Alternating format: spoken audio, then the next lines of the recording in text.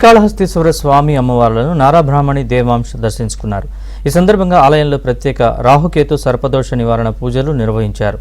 అనంతరం స్వామి అమ్మవార్లను దర్శించుకున్నారు. ఆలయంలోని దక్షిణమూర్తి వద్ద వేద పండితులచే ప్రత్యేక ఆశీర్వచనాలు స్వీకరించారు.